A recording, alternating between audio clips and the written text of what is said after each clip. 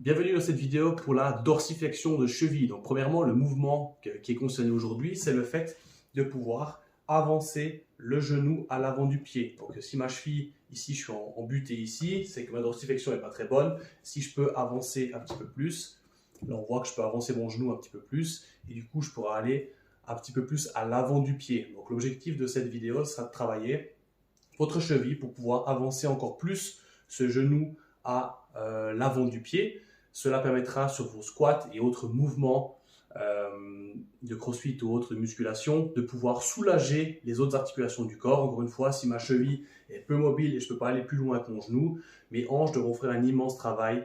Ma cage thoracique devra s'ouvrir de manière extrême et je devrais être capable avec mes épaules d'aller très très loin en extension.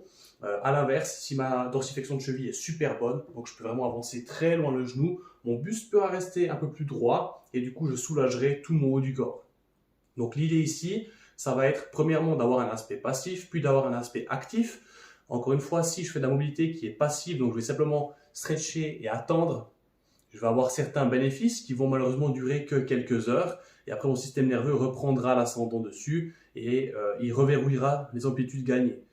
À l'inverse, si on va étirer passivement et ensuite activement, c'est-à-dire que je mets une action musculaire lorsque je vais faire mes étirements, là, je vais commencer à envoyer un signal à ma capsule articulaire, à mon système nerveux, qui va gentiment relâcher de manière à vie, je ne sais pas comment dire ça, pour toujours, il va vous laisser avoir cette amplitude. Donc c'est comme si vous faites des back squats, si vous faites des back squats à 20 kg, impossible de soulever 100 kg. Si vous faites des back squats de plus en plus lourds, gentiment, vous pourrez arriver à ces 100 kg. Donc c'est vraiment cet aspect de progressivité et de mettre de la force. Donc l'idée aujourd'hui, ça sera premièrement de trouver une position qui est agréable pour vous. La première, ça pourrait être d'être au sol, ici comme ça. Donc je vais m'asseoir sur ma jambe qui est arrière. Et là comme ça, je peux me concentrer sur cette jambe qui est à l'avant.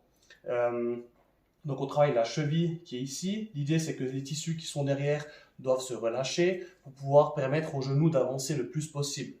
Donc dans un premier temps, trouvez la position qui est confortable pour vous. Si vous êtes assez mobile, on peut être au sol comme ça. Sinon, je peux prendre un appui, une box ou quelque chose et je peux venir m'appuyer un petit peu, hop, sur ma box ou sur mon petit support, un bloc de yoga, votre dictionnaire, ce que vous voulez. L'idée, ce sera de pouvoir avancer et de mettre de la pression sur la jambe avant. Dans un premier temps, vous aurez dans tous les cas 2 minutes de travail qui est passif. Donc ça, vous l'avez dans l'exercice qui est juste au-dessus. Et si vous ne l'avez pas, je vous conseille de le faire avant. Option 1, je le fais de manière non assistée de poids. Donc c'est simplement moi qui viens mettre en tension. Hop, je pousse mon genou vers l'avant pour mettre en tension ma cheville. Le pied reste toujours ancré dans le sol, du talon aux orteils. Pendant ces 2 minutes, je presse et je maintiens simplement ma tension sur la cheville en fin d'amplitude de cheville, donc je vais le plus loin possible et je tiens simplement.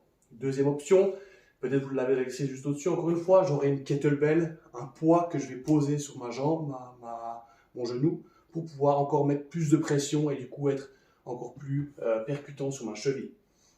Ça, c'est la première étape qui est passive. Ensuite, on va passer à l'étape qui est active. Donc, je vais finir mes 2 minutes, je vais enlever ma kettlebell. Si tout à coup, vous aviez une kettlebell posée sur la jambe, je garde cette fin d'amplitude, toujours la même. Et là, je viens inspirer, bloquer ma respiration, me contracter, tout mon corps va se contracter. Et je vais, avec mon pied, commencer à mettre de la tension musculaire. Donc, je vais comme ça à presser dans le sol. Comme si j'étais en voiture et je voulais accélérer le plus vite possible. Je presse dans ma pédale. C'est exactement le même mouvement. Toutefois, je vais garder cet angle en fin d'amplitude.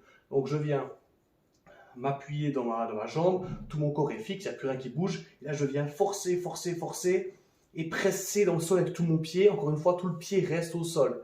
Pendant 10 secondes, on va augmenter gentiment en intensité jusqu'à arriver à 100% d'intensité. Donc, peut-être vous allez trembler, vous pouvez crier ou faire ce que vous voulez.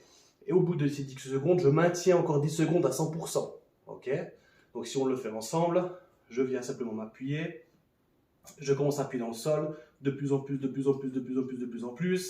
Je force. J'arrive à 100%. Là, c'est vraiment pas agréable. Je sens que tout devant, ça me fait mal. Je sens que ça s'étire là derrière. Et là, je maintiens 10 secondes. Ok. Une fois qu'on a fait ça, on va tirer dans l'autre sens. Donc, je garde la position et je vais essayer de décoller mon pied de la boxe. Donc, j'essaie, évidemment, vous n'arriverez pas parce que je suis en pleine amplitude, mais je vais essayer de tirer mes orteils vers le haut, tirer mon pied vers le haut.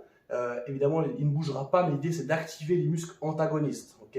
Donc, j'aurai forcé pendant 20 secondes et là, je vais pendant 20 secondes tirer. Je sens que ça me tire dans toute la cheville. Je tire vers le haut, vers le haut, vers le haut, vers le haut, vers le haut.